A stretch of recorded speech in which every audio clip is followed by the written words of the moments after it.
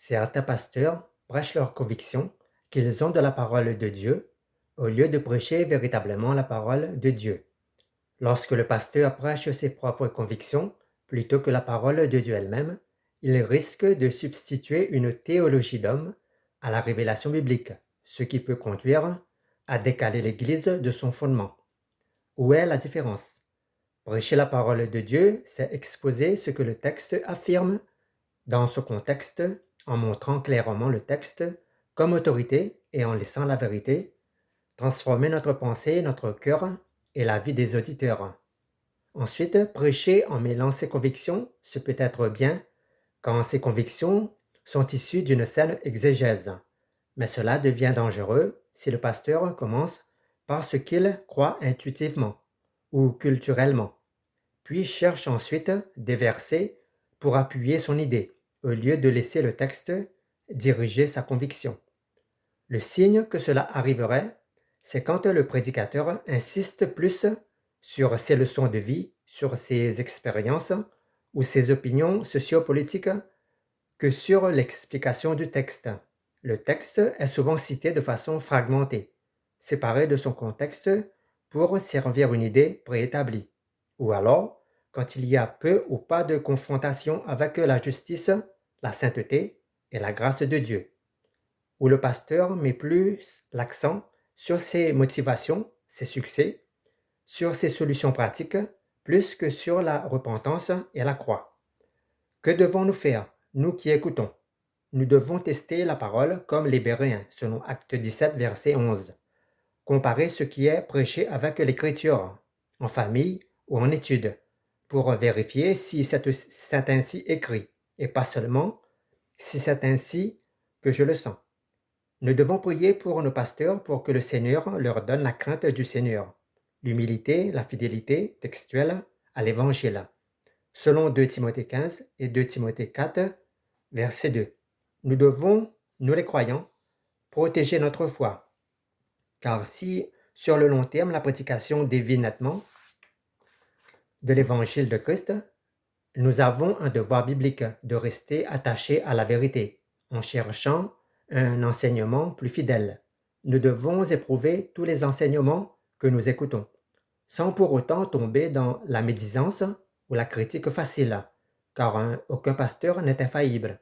Il peut commettre une erreur et doit être indulgent envers leur personne et non envers leur message, s'ils contredisent l'Évangile.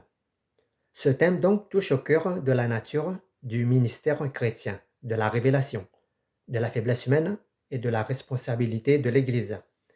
Premièrement, la différence entre la parole de Dieu et les convictions de l'homme. La parole de Dieu est révélée et finalisée dans l'Écriture, selon 2 Timothée 3, versets 16 à 17 et 2 Pierre 1, verset 21. L'Écriture est inspirée, infaillible, suffisante et autoritaire. Elle juge, purifie, instruit et sauve. L'Écriture ne dépend pas de la lumière subjective de l'auditeur ou du prédicateur.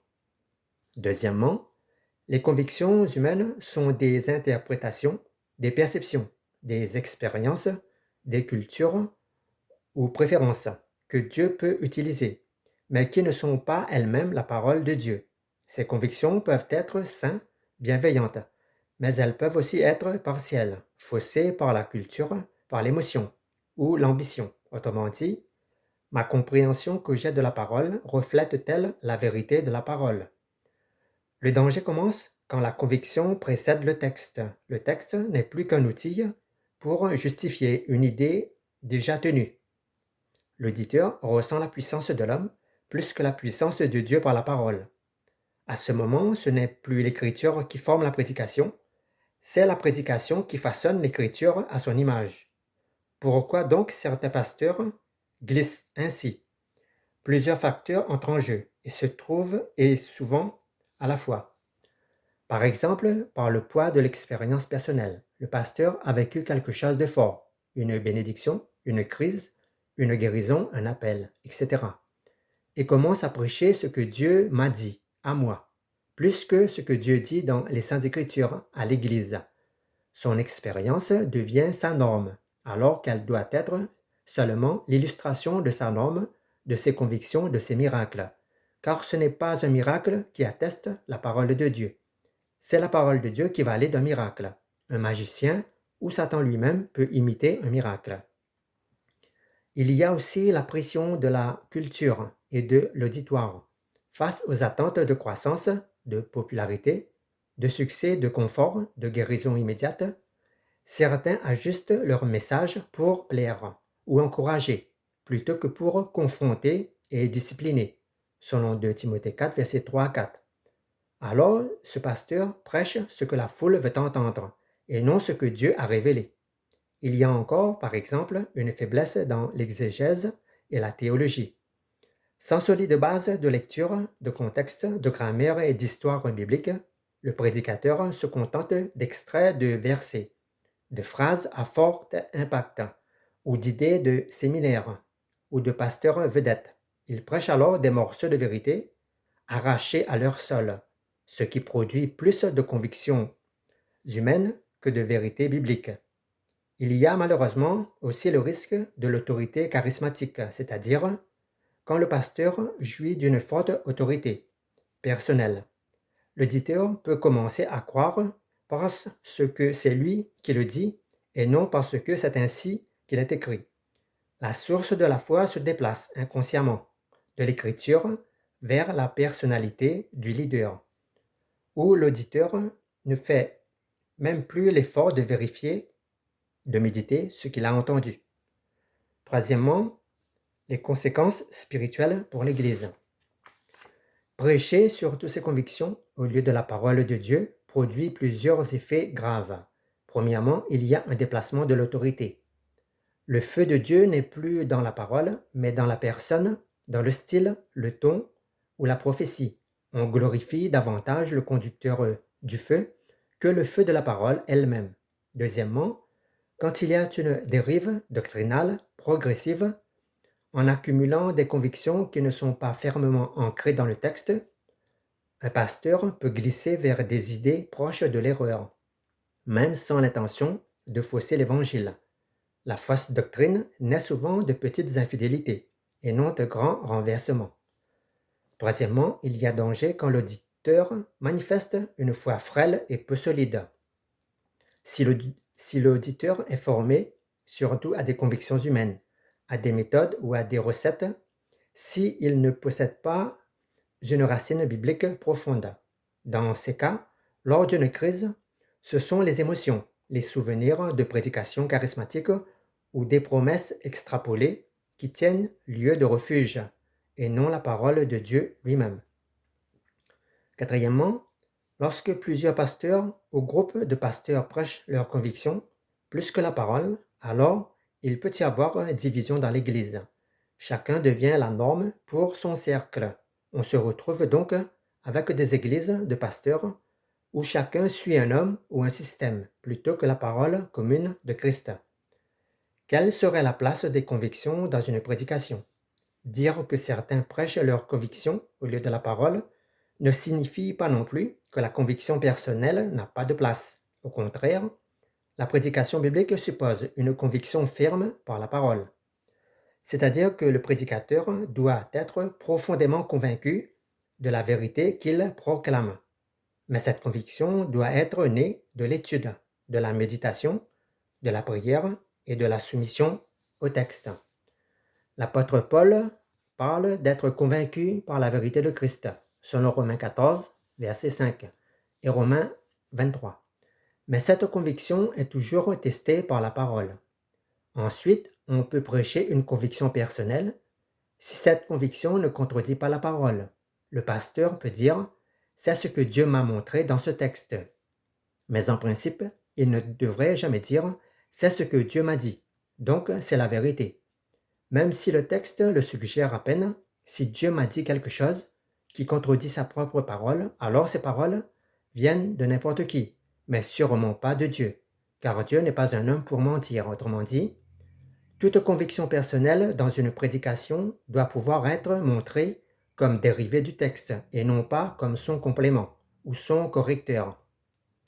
Une prédication doit être chaude, vivante, orientée par la conscience du pasteur, mais elle doit rester reconnaissable, comme fidèle au texte des Saintes Écritures.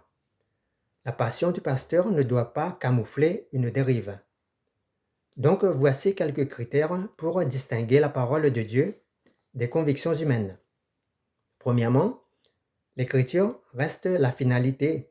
La parole de Dieu n'est pas complétée par des révélations du prédicateur, sauf si ces révélations ne contredisent pas la parole, selon Apocalypse 22, versets 18 à 19. Autrement dit, toute parole spéciale doit se soumettre à la parole déjà écrite. Les Saintes Écritures guident l'interprétation et la prédication. Le prédicateur doit montrer le contexte immédiat, par exemple, au travers des versets du chapitre ou du livre. Il y a aussi le contexte plus large, au travers de la Bible, des alliances, des révélations progressivement révélées, et expliquer comment il en tire la doctrine ou l'application. Deuxièmement, la prédication met au centre Christ et l'Évangile. Si dans une prédication on ne voit pas clairement le Christ, la croix, la grâce, la repentance, la foi et l'espérance, on peut donc se demander si ce n'est pas une sagesse humaine déguisée en prédication, selon 1 Corinthiens 1, versets 17 à 25. Ensuite, la prédication est normalement soumise à la discipline de l'Église, et non à une personne seule. L'apôtre Paul adresse les instructions à l'ensemble des pasteurs et anciens, selon Tite 1, verset 9 et 1 Timothée 4, verset 16, et pas seulement à une personne seule, charismatique. L'Église doit être un lieu où la parole du pasteur est confrontée à la parole des autres et à la norme de l'Écriture, selon 1 Corinthiens 14, verset 29. Malheureusement, dans beaucoup d'églises, certains pasteurs se croient infaillibles et se croient aussi le seul à détenir le monopole pour comprendre la parole. Ils confondent l'autorité pastorale avec l'autorité de la parole. Il y a aussi la responsabilité du chrétien qui écoute. L'Écriture nous demande de ne pas être des croyants passifs devant la prédication. Plusieurs textes nous appellent à une vigilance active. Les Béréens testaient la parole. Ils examinaient chaque jour les Écritures pour voir si ce qui était prêché était véritable. Beaucoup de chrétiens aujourd'hui participent aussi aux dérivés liés à la parole, au lieu d'éprouver les messages par la parole. Ils considèrent que tous les enseignements qui sortent de la bouche des pasteurs sont paroles d'évangile. Si un pasteur nous conduit dans l'ignorance et la confusion, nous portons nous aussi une part de responsabilité, due à notre paresse d'examiner les Écritures. Selon 1 Timothée 3, verset 15, l'Église est le pilier et l'appui de la vérité. Cela implique que la foi n'est pas une affaire purement individuelle, mais communautaire. La parole est vérifiée, corrigée et confirmée dans l'échange fraternel et la discipline de l'Église. Le pilier de l'Église n'est ni le pasteur ni un leader charismatique, c'est la parole. Et en tant que membre de l'Église, nous avons tous une part de responsabilité. Si le pasteur est aveugle et nous conduit dans un précipice, il n'est pas le seul responsable. Selon Hébreux 12, verset 14, chaque croyant doit poursuivre la sainteté, même si le pasteur prêche des messages agréables à entendre. Nous devons avoir des discussions avec d'autres chrétiens sur ce qui a été prêché. Beaucoup de pasteurs n'aiment pas éprouver leur prédication par d'autres pasteurs ou par d'autres églises, car certains estiment qu'ils sont parfaits dans la connaissance de la parole. Il faut aussi avoir le courage de poser des questions respectueuses aux pasteurs, même si dans les faits, c'est plus compliqué, car des pasteurs orgueilleux n'aiment pas beaucoup qu'un fidèle vienne remettre en cause son enseignement. Mais dans ces cas extrêmes et graves, lorsqu'on voit qu'il y a une dérive et qu'on nous prêche un autre évangile, nous ne devons pas avoir honte d'aller chercher de l'aide dans une autre communauté plus fidèle à la parole. Car s'il y a des véritables pasteurs qui sont appelés par Dieu, il y a aussi des loups déguisés en pasteurs. Une prédication biblique profonde peut éviter cette dérive. Premièrement, en restant ancré dans le texte, Le message doit être une méditation explicite d'un passage et pas seulement inspiré par lui. Deuxièmement, une prédication doit être loyale à l'Évangile, concernant le Christ, sa mort, sa résurrection et son retour. Un prédicateur ne doit pas se présenter comme le détenteur d'une sagesse secrète, mais comme un serviteur de l'Écriture. La parole nous demande impérativement de ne pas aller au-delà de ce qui est écrit, selon 1 Corinthiens 4, verset 6. Paul nous demande de rester fidèles aux enseignements des Écritures, plutôt que de s'attacher aveuglément à des dirigeants. L'exercice est parfois difficile. Obéir au pasteur sans désobéir à Christ, quand le pasteur s'écarte de la parole. Un bon pasteur doit former ses auditeurs à tester sa parole et non à l'admirer. Un pasteur, quand il prêche, c'est comme devant Dieu, selon 2 Corinthiens 2, verset 17 et 2 Timothée 4, verset 1. Normalement, il est conscient qu'il sera jugé pour la fidélité à la parole et non pour la popularité de ses idées. L'apôtre Paul nous avertit, car il viendra un temps où les hommes ne supporteront plus la saine doctrine, et ils se donneront une foule de docteurs selon leurs propres désirs, selon 2 Timothée 4, verset 3 à 4. L'auditeur sort du culte admirant le pasteur, mais reste moins docile à la parole. L'autorité de l'Écriture se déplace vers la personne ou le style de la révélation du moment. Quelles sont les conséquences possibles pour l'Église? Dès que la parole cesse d'être la norme, la porte s'ouvre à la subjectivité, à la sensation, à l'émotion, comme norme de la foi. Un message qui produit beaucoup de sensations n'est pas nécessairement le signe que ce message est fondé sur la vérité. Autrement dit, l'Église ne se nourrit plus de la parole, mais de messages qui peuvent être éloignés de l'Évangile. On glisse parfois vers une dérive doctrinale progressive et subtile. Les petites infidélités s'accumulent donc, on minimise la croix, on exagère la prospérité littérale, on occulte la repentance, on ne prêche pas l'erreur liée à notre mode de vie, radicalement, mais on préfère prêcher sur la vérité seulement. Lorsque chez les fidèles, la foi est fragile, c'est-à-dire fondée sur des convictions humaines et non sur la parole, cela peut provoquer un choc, une crise, une désillusion personnelle. Selon Colossiens 2, versets 6 à 7. La Bible doit être la racine de notre foi, et non le discours non éprouvé du pasteur. Conclusion, quand un pasteur prêche, la question n'est pas de savoir si sa prédication m'a plu, m'a touché ou m'a motivé, mais la vraie question qu'on doit se poser est de savoir si ce qu'il m'a dit m'a ramené à la parole de Dieu, à l'obéissance, à la repentance, et me conduire à Jésus-Christ.